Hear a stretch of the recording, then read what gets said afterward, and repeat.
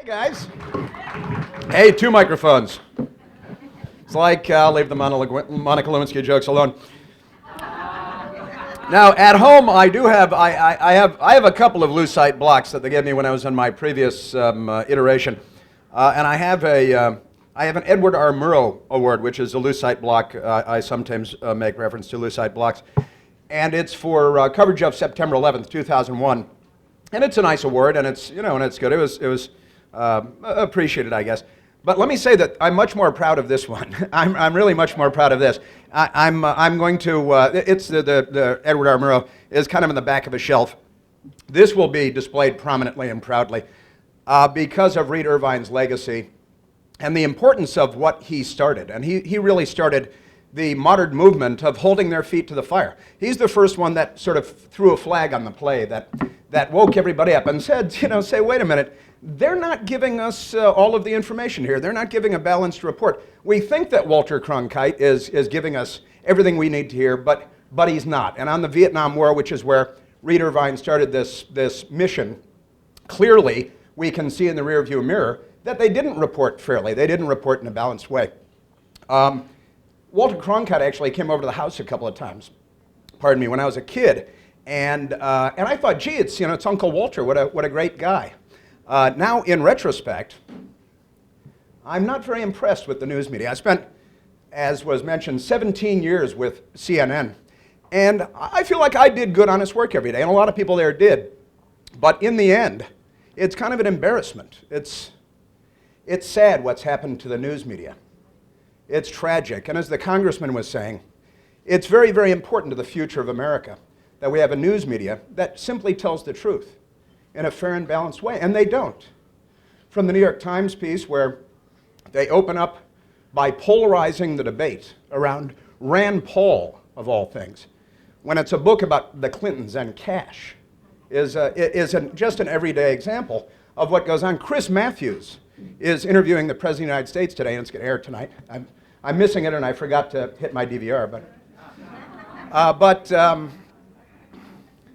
it's not a level playing field. It's not fair. It's not balanced, and they need to be called on it. And I'm glad that I have the opportunity to do that every day. I enjoy doing it. I do it because it needs to be done, and because it's fun. And they make it so easy that, honestly, I could show up every day and do 3 hours just on the news media and what they've done in the preceding 24 hours. It's so unbalanced. It's so unfair, and it's never been worse than it is now with Barack Obama, and now Hillary Clinton jumping into the fray. We're going to see a new layer, a new level. But the coverage of President Obama over the last 6 years has been deplorable. It's been third world. It's been Soviet-style reporting. It's so completely out of whack that I know very intelligent people who are serious people who are very middle of the road politically, who believe that President Obama's presidency has been really great, who believe that what he's done with terrorism is working very well, that the economy is chugging along at a really great rate, that the unemployment rate is really 5.5%, who believe what they're being told by the media.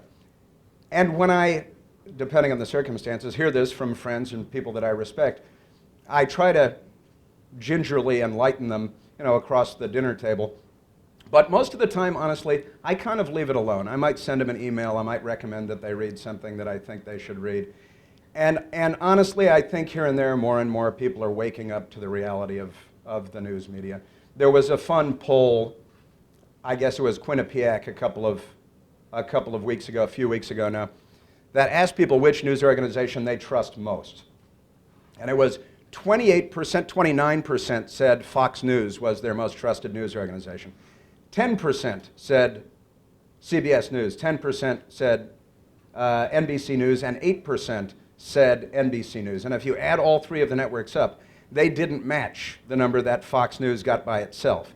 The little news organization that they still target and they hate so much, because they recognize that Fox News puts the lie to everything that they've been doing for decades. That Fox News exposes the lie that is NBC News, just to name one news organization.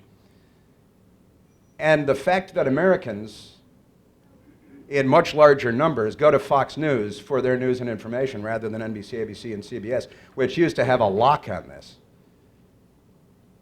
means that the wind is blowing in the right direction. Now, I don't want to get overly optimistic and leap to any conclusions here, but I do see people waking up to the fact that the news media cannot be trusted. The Washington Post and the New York Times and so on have fewer people believing what they're saying than at any time in modern history. And that's good. That's progress. And honestly, Reed Irvine kind of started that. Reed Irvine was the first man over the wall. And he sent up a flare, and he was by himself for a very long time. And the big dogs went after him, and they tried to chew him up. The Ted Koppels, and he's on Nightline, he's on all of the Crossfire and the various shows that he appeared on early on. And it was like he was the outlier. He's no longer the outlier. He started something. And now it's big. And people are paying attention. And this is an important award. I'm very, very pleased with this award, and I'm going to display it proudly. The Edward R. Murrow Award gets pushed to the back.